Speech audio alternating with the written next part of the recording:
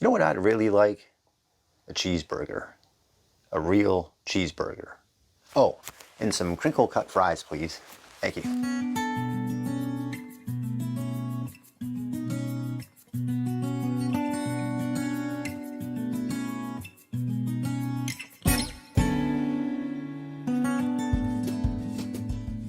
Hello everyone, the December Review here, back again with a movie review. Today, we have the horror thriller satire The Menu. The film is still in select theaters and can be seen at home on HBO Max and is available to rent on all the usual streaming services. Minor spoilers are ahead. Nicholas Hoult plays Tyler, a rather extreme high-class food enthusiast who's paid a pretty high penny to attend a luxurious evening stay at a renowned chef, Julian Slowik's, played by Ralph Fiennes, private resort for a night of fine dining. He brings a date Margot, played by Anya Taylor-Joy, who along with 9 other guests settle in for an evening of grand cuisine. We have a movie star, a renowned food critic, 2 restaurant regulars, and some business associates all here to enjoy their evening. Only one slight problem. Our chef and his vast array of kitchen staff may or may not be preparing the entire gathering's final meal, as our host plans to close his restaurant the only way he knows how. And that's by meticulously piecing together every inch of the evening, from the guest list to the dessert, in a sort of Saw-inspired morality tale game, one of which Jigsaw himself would be proud of. There's just one hitch to the gourmet chef's plan though, and that's Margot. She wasn't supposed to be there. The Menu is a fascinating film managing to live in between different genres to create a rather unique atmosphere. It's billed as a horror comedy, but it's really neither of those two. Sure, there are moments of both, but I would put the film closer to a mystery thriller, a haunted house film played out on a restaurant floor. The movie sets its sights on the high-class foodies and tries to fillet their notion of what gourmet really means, and its mark left on the escalating stress left behind on its creators. And to that end, our chef is not messing around.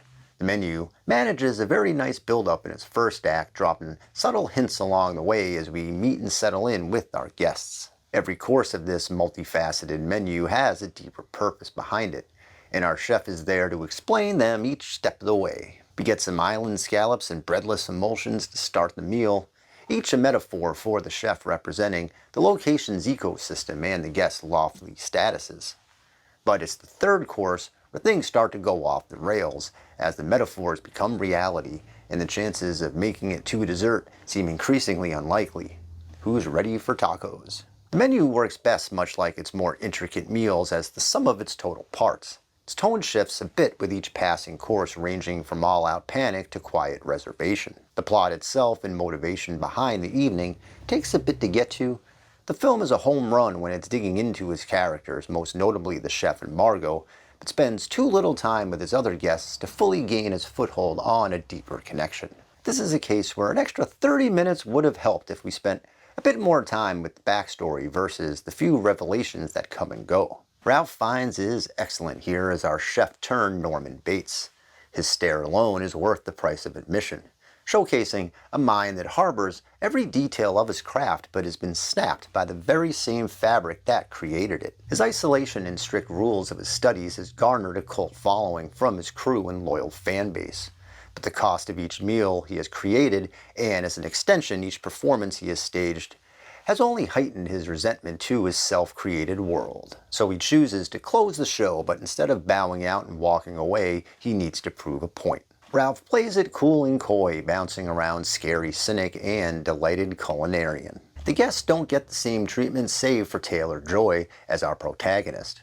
Her motivation is brought to light and works well as the go-between involving the two halves of the mind that the chef is working with. She brings a strong rooting interest for the audience and is the last light to finding hope within the chef's lost vantage point. And there's an interesting distinction once the sous chef is brought out. The film takes on a darker role, yet the guests battle through wanting to leave and believing it's all theater.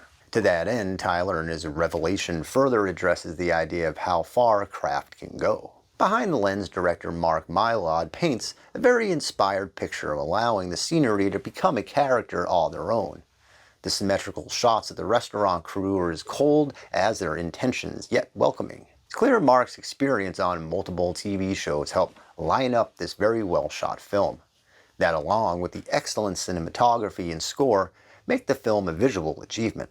Overall, the menu is well worth watching, and the film is certainly thought-provoking and will stick with you a bit once the credits roll. I can't help but think that there was more to tell here with its guests that would have made the film stand above the horror-esque world it's involved with. The guests align themselves a bit too easily with the evening, a point even the chef points out towards the end. Suppose that's part of the film's overall message, but for me, that lack of narrative holds the film back. Regardless, the menu is an expertly shot and acted trek through the madness of the culinary arts.